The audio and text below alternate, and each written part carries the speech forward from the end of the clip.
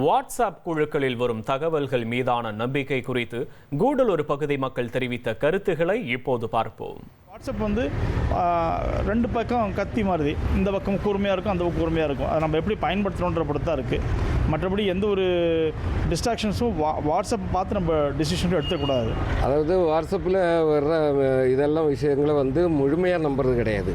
அதாவது அதுன்னு வந்த பிறகு அதனோட உண்மைத்தன்மை தெரிந்த பிறகு தான் நாங்களெல்லாம் அதை பற்றி இது பண்ணுறோம். மொத்தம் அதில் வர்ற விஷயம் எல்லாமே நம்ப முடியல, ரொம்ப பிரச்சனைகள் உதவுது. இப்போ ஏஐ வந்திருக்கு, அதனால் நிறையா ஃபேக் நியூஸாக வருது. அதனால் அதை நம்பி நம்ம ஒரு இதில் உண்மையாக எதுன்னு தெரிஞ்சுட்டு ஒரு வாட்ஸ்அப் நியூஸு ஃபார்வேர்ட் பண்ணுறதும் ஷேர் பண்ணுறது தான் ரொம்ப நல்லது. இந்த வலைதளம் மிக மிக முக்கியமானது.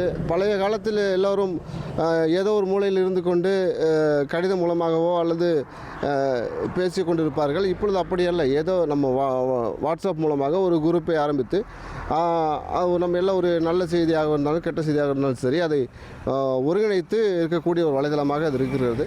வாட்ஸ்அப்பில் வரும் தகவல், அதன் உண்மைத்தன்மை, அதன் தாக்கம் குறித்து கூடலூர் மக்கள் கூறியதை கேட்டோம்.